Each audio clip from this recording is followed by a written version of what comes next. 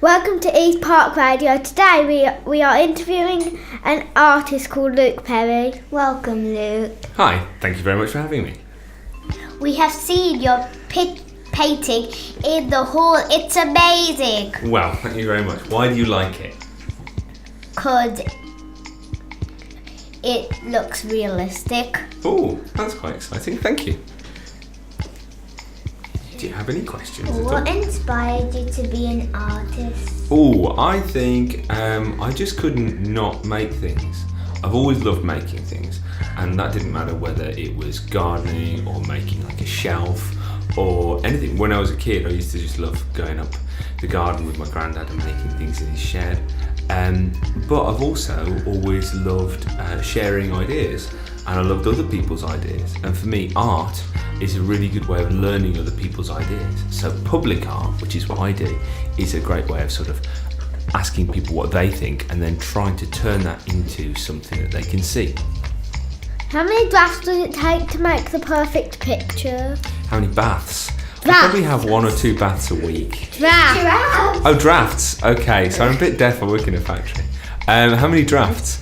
Lots, I suppose. It depends, really. If it's something that I really like drawing, then I really like the theme of, then I can come up with a concept, which is like an idea on paper that I find really strong quite quickly. So this one was quite quick to come up with because you've got some really interesting subjects within it. I had really enjoyed making the picture with you, Luke, while we were talking about galaxies. You said it's interesting mixing colours together.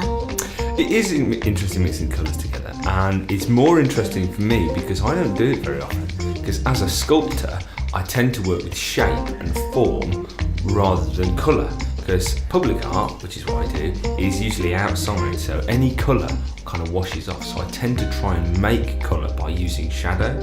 So the idea of working on a painting and having to mix paints, especially doing it quickly, is something that I find quite exciting because you just can't get it wrong. And what would you call a galaxy? If you painted a galaxy, what would you call it? I might call it Europa, because I quite like the idea that we're all together. Who is your biggest inspiration as an artist? Ooh, I think that changes a lot. As you go along in life, you are always learning about new things, or at least hopefully so. And so you try to always find out about things that you enjoy. So I'm always finding out about new artists. And one of the artists who I love at the moment is a guy called Charles Sargent Jagger, who was a sculptor probably when he was born, and I think he died in about 1930. But there's another guy called Constantin Meunier and Jules Delou, who are both Belgian and French sculptors, who I very, very, very much enjoy. But also, I think my wife's one of my favourite artists as well. When you were at school, who inspired you? I think my granddad really inspired me because he always made things, and my nan. Both of them, my granddad was a chain maker and a carpenter, and my nan made her own clothes and things like that. So I just loved the idea of making with them. But I suppose when I was young, I didn't necessarily know the names of any people, but I did like to see sculptures out in the world. So whenever I see a new sculpture that I'd never seen before in a town or a city, I loved it, and I would be kind of in awe of it, really. So I don't know the names of them, but I would know where they are, maybe. What resources do you mainly like to use? I think within sculpture, I really like to work with clay, but that often then gets cast into bronze. But I also work with steel and stone. But again, that changes a lot because I'm constantly aware of like my environmental impact. So what I need to do is to try and find new ways of making things that don't have so much of an impact on using plastic and energy and stuff, which is very hard with public artwork, which is very resource heavy. Cool. What style do you mostly like? Oh, that is a really good question. Okay, I like a kind of expressive style that's still figurative. Now, what I mean by that is that I like things to kind of look like people or whatever they're representing, but at the same time not look exactly like them. Because for me, if an artwork looks exactly like real life, it's not really done any art. You know, it's not really challenged anything. It's not creative. It's just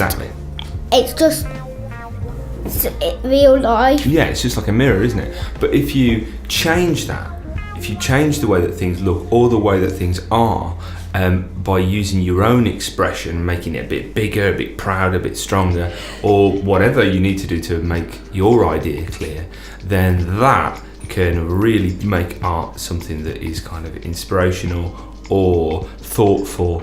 And so I think kind of that idea of expressionism is something that I really love.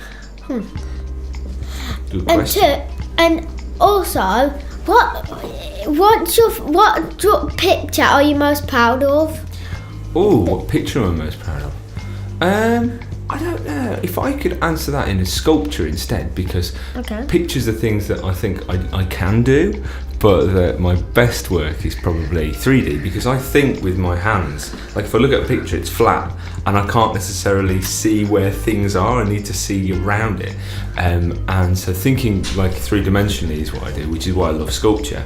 And my favourite sculpture I've ever done, the one I'm most proud of, is the Lady Chainmaker statue in Cradley Heath, which celebrates the 100 years since the Lady Chainmakers strike, where they established the first ever national minimum wage and one of the first ever political unions. What structure do you use? Structure? Yeah. Structures, usually what I like to use is what's called an armature. And that is, and that's in anything, so in clay, in steel, in stone, whatever you do, you use an internal armature, which is like a skeleton. So you imagine a body without a skeleton, it'd be all floppy and rubbish. You wouldn't like a body, would it? But an armature is the inside bits of your sculpture that holds it up, and it means that it can do anything. And the stronger the armature, the better the work, because if you can imagine that something without any structure just becomes a puddle, but with a really strong skeleton, it could look like a tree. It could be really strong and it could stretch out, and so that's how you can make a really interesting shape. In your house, are all the walls just magnolia? There is some magnolia in our house that's in the middle of a green stripe. So our kitchen is what we like to call Irish pub green. Our lounge is kind of a deep burgundy colour, and the design room has got prints of that have gone out of a skip in an industrial factory, which is the old working prints. Up the stairs is this series of maps that we found, so we pasted those onto the walls, and they're really cool because they're like kids maps, so it says things like long windy road on it, so that's really fun. And then the one bedroom's purple. Our bedroom has got a big painting of a galleon on it, and then the other side of it, because me and my wife, we couldn't agree on design, so we split the room in half. So half of the carpet is one colour and half of the carpet is another colour. Half of the ceiling is blue and with stars on, and the other half is white with beams on it. And then my little girl's room, Indigo and Matilda's room, has got the whole painting of the world map on it with all of the countries on, because what we thought is that when they went to school, they're going to go to school with people from all different countries, and we'd be able to say, look, that's where they're from, or that's where we're going to go, and they'd be interested in what the world looks like. And it's got all the animals from their countries painted on it as well. And that's what we did before we had children, because you've got so much time before you have children. You can paint walls in your house like murals of countries. So no, we have got probably some magnolia on the skirting boards, but that might be it. In fact, I don't know if we would have magnolia, because the word magnolia is quite poisonous, and it can make your tongue fall off. Thank you, Luke, for talking to us on East Park Radio. Well, thank you very much for having me. It's been very nice to see you.